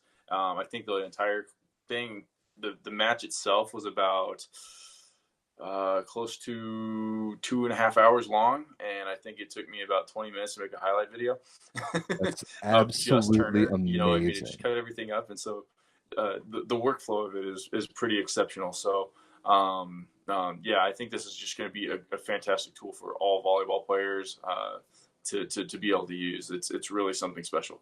Yeah, so let's our guy Dan from Ball Time sent me this video that kind of outlines what's going on with the AI behind the scenes. You can see the different colored boxes and how it identifies different players and keeps track of what each player is doing, which is amazing. And then you can see like the numbers next to the numbers, you can see the action when it detects a certain action. You've also got the bird's eye view on the right of the court to kind of keep track of players from a bird's eye view perspective. So like when they overlap one another, or if it goes behind one another, it's still able to keep track of all the players. And here it is on the beach level as well. Like the beach is simpler, obviously. There's less bodies going around, but it's so accurate and it's so instantaneously fast at detecting these actions. Like look at this on the right side. Look at all the movement in real time of a video and all the actions that pop up during it. It's just an amazing tool. You can already see it being used in different places, different applications, different like formats of volleyball and for different things. So we cannot wait for the VLA to use this more, to dig into what's really possible with this AI-based platform. And we're hearing that eventually you'll be able to sort by player. You'll be able to take live AI generated stats from a match without having to do any work. The AI will do it for you. It's just amazing what Dan and the Ball Time guys have already put together. So they've got partnerships like Taylor Crabb and Phil Dahlhauser, a couple of the best beach players in the world. And we at the VLA are really excited to be pushing their product on the indoor level. So huge shout outs to Ball Time. We cannot wait to work with them this season and helping us create great content. And if this is interesting to you, if you think this is going to be great for you as a player, balltime.com is the place. Balltime.com is the website. You can create a free login, and we at the VLA, I think we can get some codes out there if you're interested in purchasing the platform. So huge shout outs to Ball Time. We cannot wait to use them this entire season. Yeah, absolutely. Really excited about this partnership. Yeah, it's going to be great. So we couldn't run the league without these partners. They're so crucial to what we do. Huge thanks to all of them, and you'll be hearing a lot of shout outs for them on all the live streams of all the games. All right, Vince, we're still going. We still got more to cover before the end of the show. Let's talk a little bit about, like, really, really quickly, what we know so far about all of the tier one teams heading into the season, and we'll finish up with a bit of a preview of this weekend's event. We'll spend only a little bit of time on each team, just kind of talking about where they're at, where we kind of think their roster is, and what some expectations might be for them this year. And let's start with the newest team at the tier one level, Chicago Swede, Jordan Smith and the boys, we've already mentioned, getting to that 50 points, getting promoted to the tier one level, and they are not a team to be slept on. They had such an incredible year last year, already beating tier one teams. They've already played in this Fort Wayne regular season event, so they'll be no stranger to that. What do you think about this Swede roster and this Swede program as they enter their first full tier one season? I know that they do have a few guys overseas to start off the season, but I think that they are going to be pretty dangerous. They have already shown recent success against Iceman and Team Pineapple. I think that they are. Honestly, they're my favorite to win the Central. I think Wow. that they have what it takes to do it. I think that they have a lot of grind. They play really well together. I know they're working really hard, and I think that they are going to. I I don't think it's I personally don't think it's a surprise from watching what they can do. I think that I just think that they just need to get that win under, get that first victory against both TP and Iceman, and they've been kind of, flowing pretty well since then. So I think that they are a sleeper to be a top, the top team, but I think that I could see them definitely winning the Central this year. Yeah, I definitely think this is a playoff team. I think they're going to be good enough throughout the year. And you mentioned they've got a couple guys overseas right now, and that's a factor for the VLA, and something that we love is when we have active overseas players when their seasons end in March, April, May, whenever they can come right back, jump in with their VLA teams immediately and keep playing. That really increases the level about midway through the season. But if you're a tier one team, you've got to be thinking both before and after the overseas players come back to the league. And Swede has done that. Their roster for this weekend is going to be really good. I'm interested to see their depth at the outside hitter position. Their two starters, Ethan Klosak and Chris Bulava, are amazing. Past that, I think a third outside hitter of that caliber would really help this team go a long way. And I don't know if they have that guy right now, but they're amazing in the middle. They're going to be really good at the opposite position, especially when Ethan Carroll comes back stateside. And they're really good at the setter position with both Jack McGuire and Jordan Smith, who runs the team. So I agree with you, Vince. Swede's going to be awesome. I cannot wait to see them this weekend. Yeah, no, it's going to be exciting to see how they compete as a tier 1 team against these other in their division.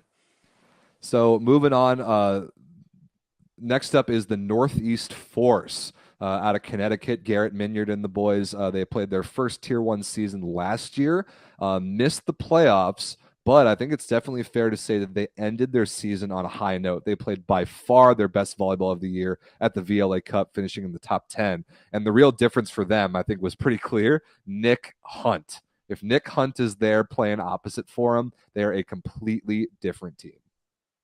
Yeah, I think Nick obviously brings a huge just a presence.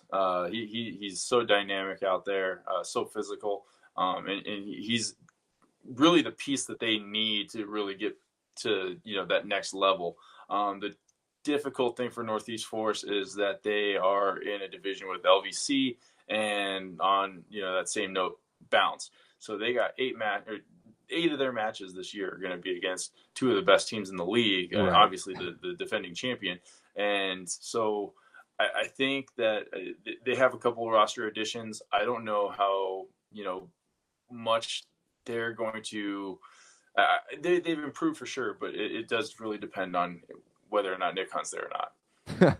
Yeah, it kind of does, and they've got a lot more depth. I think Garrett and their whole program have really figured out more what it takes to compete at the Tier 1 level after their experience last year. I could definitely see them making the playoffs, but like you said, they're going to have to seriously win some matches in their division because, the betting odds, if we could bet on the VLA at this point, the betting odds for LVC going 8-0 in their division would be very, very likely. That's how good that team is, and that's how much they have owned the Boston Bounce and the Northeast Force historically. So that's, I think, the challenge for both Force and Bounce to really push themselves up the standings is they've got LVC that they have to play 4 times a year. So Force is a team that I really like because they're just kind of a wild card. They can easily upset teams in any single match, and I cannot wait until Tim McIntosh gets back from his first season playing in Austria. He might be the best libero in the league. Yeah, he's arguably the best libero in Tier 1. Amazing. But and doing amazing things overseas right now. But yeah, he definitely is a difference maker out there for sure. All right, moving on from the Northeast Force. Next up, home cooking for Vince Zanzuki and the Phoenix Ascension. You see that manager line there, Vince getting name dropped twice on the same screen. Got to be careful. So Vince's Ascension team, I'll tee you up for this one, Vince. You guys had a championship window in 2021, a team that could legitimately go out and win a VLA championship. Didn't quite do so, but the rebuild that we've talked about a lot in the last year or two of the show that the Ascension are going through has been moving along way faster than expected. And this year in particular, you've got more overseas guys than I've ever seen the Ascension have. And there were points last year when you played legitimately great volleyball, making the VLA championship tournament despite finishing in 6th. So tell us about the Ascension team. Where's all this awesome new blood coming from? Honestly, the schools that we have out here, the juniors clubs that we have with AZ Fear and Aspire, they're bringing up good players that are going off. And big one, obviously Patrick Ross, who's playing in Denmark right now, McKendree graduate. He's a guy that when he returns from overseas, we're looking to have play with us.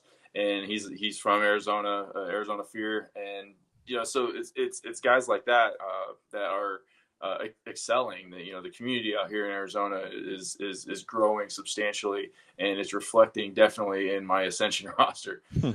So Our rebuild was relatively quick. Our success is going to depend a lot on how we fare in these first couple events. Considering we do have 6 overseas players right now, and so 6. That's yeah, amazing. we have 6 guys that are playing overseas right now, and so it'll really depend on how well we play in the West Division Cup, and then obviously our home event here against Rising Tide and West Coast Brigade. And we've been pretty successful at our home event here with that volleyball festival. So if we can maintain that same level and do well enough, I mean, who's to say some of the guys on my team don't keep those overseas guys on the bench. Great It's point. it's their spots to kind of lose at this point, right? So, Yeah, this but is the no, deepest I've ever seen the Ascension roster for sure. I mean, when the second half of the year rolls around, your team's going to be a VLA Cup favorite, legitimately. Like Patrick Ross, like you said, also Brandon Greenway, huge shout out. Him and his wife move into the Arizona area. He actually just got to India to play in the Prime Volleyball League in India for the next like month and a half. Then he'll come back and play for Ascension. So that's a huge pickup. You've got a couple monster dudes like Seth Gallagher, who's the other, Brendan Hart, both 6'10", both overseas right now, getting significantly better, and of course Brian Lewis, one of the great VLA veterans ever. I love your team, Vince. I really do. I can't believe that you're going to be this good again this soon, but I'm really excited to see it, especially the second half of the year. Yeah, I'm really excited about where we're at right now. We have also Jesus Izaguirre Oh, coming back huge. One of my from the favorite Mexican liberos to national watch. team. Huge, and nothing. Not to say that I felt I played really well at libero last year. Cody Montano played well at libero last year. That clearly wasn't an issue, but we have someone that steps up and brings the next level to the game. So it's going to be exciting to see this core group get out there and get after it. It's kind of the way the VLA is played. You get those guys that are overseas and playing, and like all of us, we'll have guys that come back, and you just kind of hopefully the cohesion fits with the team, and they can just jump right in and fill in where they need to. And hopefully we're at a point when we come to VLA Cup, and then even our last event in over Memorial Day weekend, we're just ready to play, and not one of those things where we're still trying to figure out little things here and there. So, but it's really our season really depends on these first 2 events. I don't think that we can do average like we did last year in the first 2. Even 500 is okay. I think that we need to go 6-2 probably in the first couple events, or maybe better, and that's going to set us up for success. Well, an interesting thing about the Ascension this year is that you're playing only a 2-team division, and your opponent in that West Division in Tier 1, the SoCal Rising Tide, another one of the founding 5 franchises, and a team representing at the Tier 1 level what's objectively the best men's volleyball hotbed of talent in the country. I mean, I live in Chicago. We've got a lot of talent here. You've got a lot of talent in Phoenix, but it pales in comparison to the depth of talent and the NCAA programs and just the culture around men's volleyball that exists in California and Southern California in particular. Now, the Rising Tide's issue has always been roster consistency. How consistently can they get the same group of guys to travel to all the tournaments? But with the roster that I've seen, this is a championship contender. They've had like all the key pieces from the past. Chris Johnson in the middle. They're going to get Austin Mautautia at outside hitter consistently. They get Joel Schneidmiller out of UC Irvine, like a very recent pro. Amazing setters, rotating cast of characters at opposite. If they get Raymond Barsimian back from Germany, that's going to be one of the scariest teams in the league. So, Vince, what do you think about your West Division rivals going into the season? See, that's exactly it, though. I mean, which team are they bringing to the table? I mean, they do have some consistency now. Obviously, Chris Johnson in his 3rd year with them, and then Chris Collins, another one, was 3rd year. They got guys. They have the potential to be the best team in the league. It's just making sure that those guys are consistently playing in the gym together and playing in the tournaments together. So we'll see how that pans out. I have strong feeling that they're going to do extremely well at the West Division Cup. And it's really at this point their division to lose.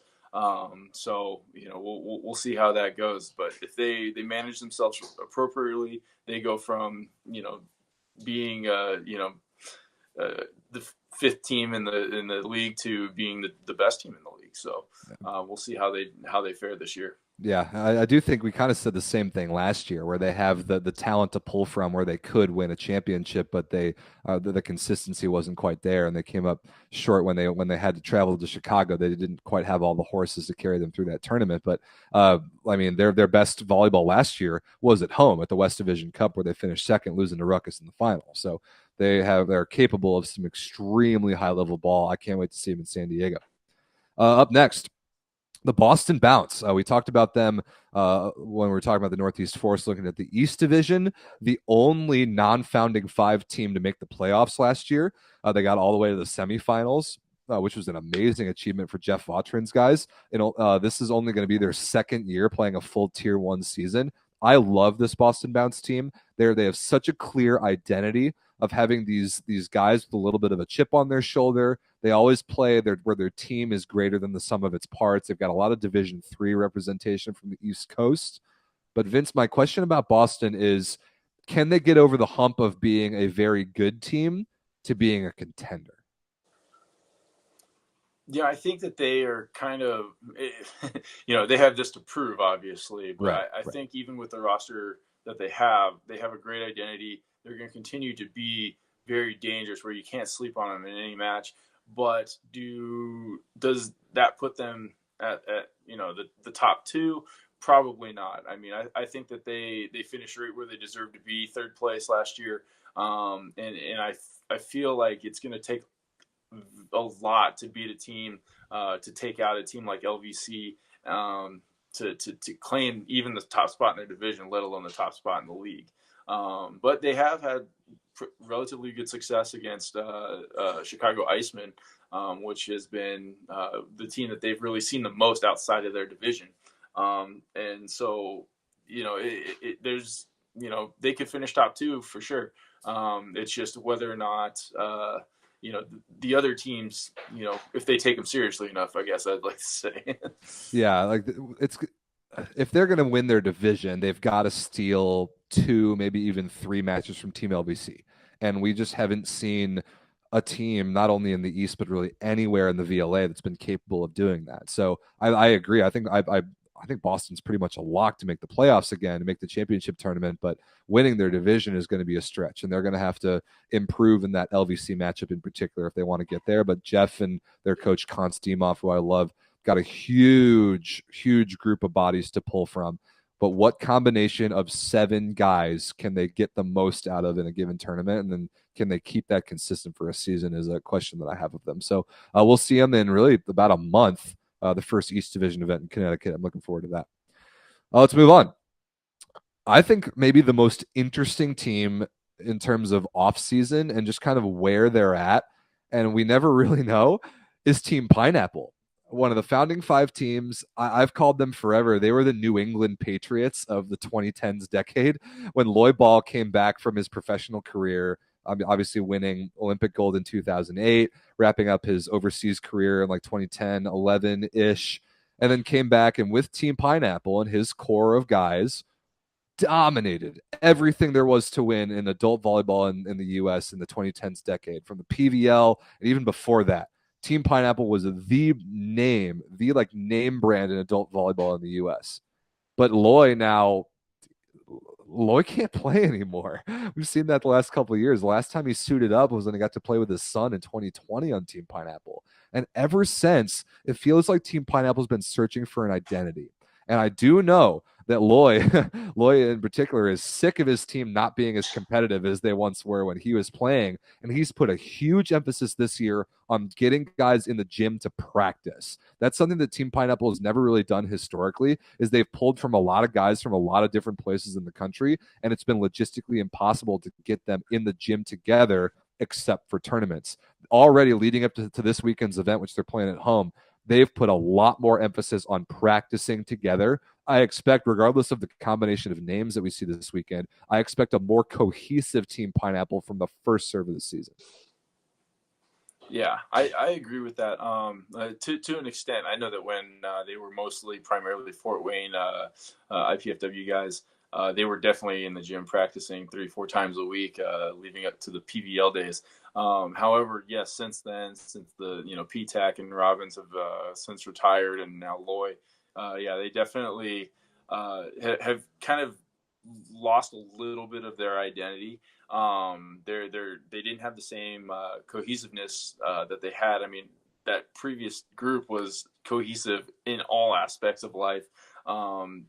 These guys, the new group that they have, really have to find themselves as not just a team, but also the community that they're a part of. And that's going to play a big factor, I think, in the ultimate progression of the rebuild that Team Pineapple is trying to do. Like we talked about, very, very much in the same place that Ascension was 2 years ago or last year. The difference is I don't feel that they have the talent pool in their immediate area like Ascension does to pull from. That's true, and I mean that's fair. Indiana they have Purdue, Fort Wayne, and they have Ball State, and they have the Chicago area not terribly far away, but they can't rely on pulling from there because we've got 2 Tier 1 teams that are in their division already occupying the Chicago area. And I mean, I went to college in Indiana. I understand the scene and the talent that comes from the state of Indiana, and it's just not quite at the same level as a Chicago or an Arizona or especially a California. So I agree with you there, but Loy Ball's name holds a lot of weight. It always has, it always will, and he will always build a good enough roster, and he will always get the most out of them. They're going to be amazing in the middle like they always are. Matt Walsh, first team All VLA a year ago, is suiting it up this weekend.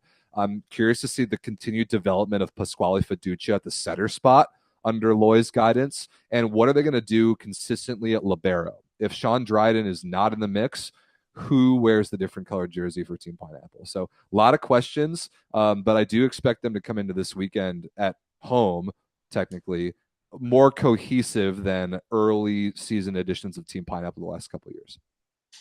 Yeah, I agree. I think that this first event, they generally play pretty well. Yeah. Also, we got Bruno. Bruno Amorim is Bruno is a big factor. That certainly helps. I love watching that guy play so much, and you guys will too watching this weekend. So the reigning champions of the Central Division that will be in action this weekend, the Chicago Icemen. 2-time champions of the league. Of the 3 like official championships that we've handed out, Chicago's won 2 of them in 2020 and 21 before LVC won it last year. The question always with the Chicago Icemen is not talent, because they have it, and they have the leadership of Tim Faulkner, and they have the history of going back all the way to the PVL era. This Iceman program has been around forever. They understand the VLA. They understand what it takes. They can't, or historically haven't really been able to finish a tournament. They've had huge issues in the VLA Cup series of tournaments since that tournament's inception. They have a huge issue with losing to Tier 2 teams earlier than they should. And they have a big issue with not roster consistency, but starting lineup consistency. They've given us a lot of reasons to really scrutinize their starting lineup choices in big matches in the past. So, Vince, my question to you, can this Chicago Icemen team win a championship this year? No, absolutely can win the championship. I mean, you can't ever count Iceman out. And it's funny because it's like, we've had lots of pretty in-depth conversations about what's kind of happened with them as far as the Cups have gone the last couple of years. And, and it's one of those things where it's like, yeah, you look at their roster and you're like, well, who would you have played different? It's like, I mean, there's so many guys that are interchangeable. I think that really the group just needs to figure out who the guys are when the moment needs to happen. I think that's really the what they need to redefine. Before, when they were winning those championships, I felt like the first year they had Wyzoric, and he really stole the show of that first event. The following year, I mean, you had the dive guys really with Tyler Wills played amazing. Chandler North played amazing. Not to say that the rest of the guys didn't, but they were just such key pieces to that team. Losing a guy like Tyler Wills, who is arguably the best outside in the league, that's a huge factor. So I think the Iceman just needs to really figure out, okay, these are the guys that we're going to play in these tough spots, and when we absolutely need the victory. And they also need to do a little bit better job of, again, not sleeping on teams, not sleeping on tier 2 teams.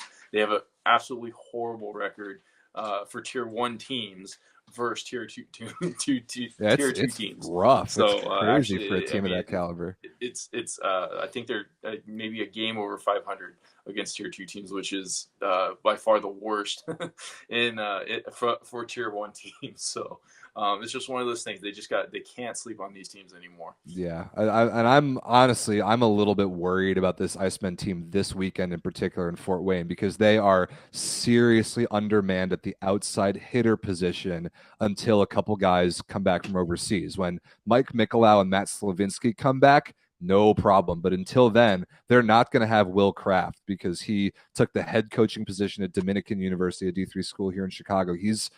They can't rely on him to be there consistently this year. So it's going to be Kyle Overby, and I don't even know who next to him at outside hitter for the Icemen until those couple guys get back from overseas. So I'm fascinated to see how they handle that. They've got an outstanding libero in Colin Merck, one of the best in the league. So that'll help. And a great setter in Neil Thomas. But outside hitter, big question mark for the Icemen the first half of the year.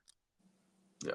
Yeah, but big factor benefit that they do have is that now Dave Hancock is stateside and won't be coming back at the end of the season. So that's a huge factor for them to build off of. But again, those are the kind of lumps you take as a tier 1 team. You have your guys overseas. You got to get through the beginning of the season to really put yourself in position to be successful at the end. And so Chicago coming up just short in the championship match last year, second at that championship tournament. They lost to Team LVC, the reigning champions, the New York Legion Volleyball Club, nicknamed Team LVC. Chris Hosley's guys out of Albany, New York, finally won a championship last year. This team has been together since the early 2000s, since Hosley graduated from Springfield. They've won everything there is to win on the East Coast. They are still a household name almost 20 years later in their region, but finally at the VLA level, they won something huge in a Tier 1 championship last year. Their record was just ridiculous. Joby Ramos, well-deserved MVP of the league. Nikola Sherzhin came back and was their main offensive weapon at championships. They're amazing in the middle. They've got, honestly, the usual cast of characters. Is LVC your favorite, Vince, to repeat as champions this year? Because I think they are for me. I really do. Oh yeah, 100%. And one of the biggest factors in that is that Blake Leeson is not playing overseas. He's actually going to be at these tournaments. I know That's he was terrifying for everybody else, but he'll be 5 this year. And I mean, he, in my opinion, now he is the best middle stateside, perhaps in the country that's not on the national team. I agree with that. So, if you can name someone better, then let me know. I'm going to give him a call and try to sign him.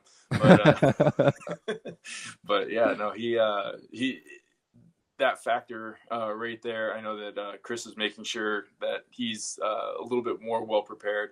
I know that he wasn't happy about not winning the East Division Cup last year because of simple flight, miscommunication. No, what was it? Cancellations. A bunch of flight cancellations. Yeah, they barely even got to the semifinals. Yeah, and so I know that he's super motivated right now to make sure they follow up with a very successful season, and I think that they have all the guys that they need to do it.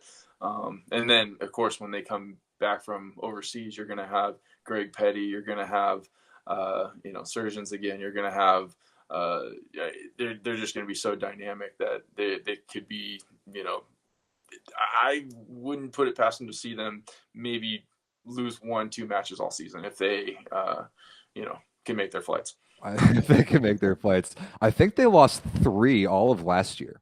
Yeah, 20-3, including VLA championships, all the cup tournaments. I think they lost 3 matches all of last year. They were undefeated in their division, which is absolutely ridiculous. So that's the sort of team that we're talking about. The level that they bring, the preparedness that their team has, and just like the vibe on their sideline is so enviable. Every other team in the league would love to just be as together as Team LVC always is. That's a huge strength of theirs, and I'm excited to see them in a couple weeks in Connecticut, see if they can start the season 4-0 just like they did last year. So that's it for the teams, Vince. Last thing we have to do before the show, because we're coming up on almost 2 hours, which is insane, is talk about this weekend. So this weekend we're going to Fort Wayne. A great event. Really looking forward to this double round robin between the Chicago Icemen, Chicago Swede, Indiana Team Pineapple. There'll be a round robin on Saturday, 3 matches. A very similar round robin on Sunday, 3 more matches. Times are right there: 10, 1, and 4 Eastern on Saturday, 9, noon, and 3 Eastern on Sunday. All right here on YouTube, but again, only that very first match, Icemen versus Team Pineapple, will be streamed to the public. Everything else will be behind that 99-cent members-only paywall. So we gave you the instructions earlier in the show on how to access that. Vince, what's your prediction? Who comes out of this weekend with the best record? I'm not going to say best record. I'll go off of most points. I think Swede will come out, I'd say 7 or 8. I think that they are going to have a little bit of the advantage, again, cohesiveness, and recent success. I mean, they've beaten Iceman recently. They've beaten Pineapple recently, in their most recent matches. I see that they are going to enter into the league prepared and ready to go. Yeah, and there's nothing that the Central Division loves more than beating each other up in 5-setters. They are so famous for that. There was the Louisville event last year where I think 4 of the 6 matches all went 5, and all the teams ended up being pretty much dead tied in points at the end of the weekend. So I wouldn't put it past them here. Oh man, who's going to come out ahead in points? I actually have a weird little feeling about Team Pineapple. Might be crazy to say that, given that they haven't shown to be a championship level team in a couple years now, but I've got kind of a good feeling about them starting off the season at home with the preparation they've put in the preseason more than previous years. So I wouldn't be surprised if they, because the most points that you can get out of this weekend is 12. I could see Team Pineapple getting 8 or 9. Yeah. I think that if anyone gets 8 or 9 points, it's going to be probably 4-0, and grabbing 3 to 4 of those matches are going to all go in 5. So it's it's going to be very, very competitive. I mean, the Central Division is always so exciting because it doesn't matter where, it's just always a bloodbath every single time they play. It's really, really exciting. So, you compare it to to football, and it's a lot like the NFC North. And so, it totally is. It's I don't know if it's the region or the area or whatever, but all these teams know each other so well, and and it's just exciting competitive volleyball. So that's what you have to look forward to this weekend, ladies and gentlemen. Saturday morning, VLA volleyball is back. Can't wait for it. Can't wait to be in Fort Wayne with all these teams. Produce 6 great matches in front of a huge crowd at the MLK Challenge in Fort Wayne. Just a bunch of junior players that are going to see men's volleyball at this level for the first time in person. And I can't wait to capitalize on that and hit the ground running for the 2023 season. So whole ton of info coming your way on more episodes of Around the VLA in the future. But please subscribe here on YouTube. Join the channel as a member if you want to pay us the 99 cents, watch all the games live, and follow us on all the different places online. The website, Instagram, Facebook, all the links for all those things are in the description here of this video. Yeah, we appreciate it. Tune in this weekend. 99 cents for the membership. Yep, you know it. Vince, you're going to be up bright and early, 7 a.m. your time, or I think 8 a.m. your time, watch some volleyball Saturday? I think it's earlier. I think it's 7, 8. Yeah, Whoa, 8 a.m. Yeah, I'll be up Saturday. Ready to Beautiful. go. We will too. I never miss a match. No, you don't. We see you in the chat all the time. So yeah, you can get in the live chat and talk trash and all that. And if anyone wants to heckle with me, join in. Please do. Looking forward to it. Thanks for watching the show. Been a long one. Hope this was valuable information as we get to the 2023 season. We'll see you Saturday morning live from Fort Wayne, and after that, we'll be back on another episode of Around the VLA sooner or later. So, Vince, thank you, my friend. Good night, everyone, and we'll see you on Saturday. Take care.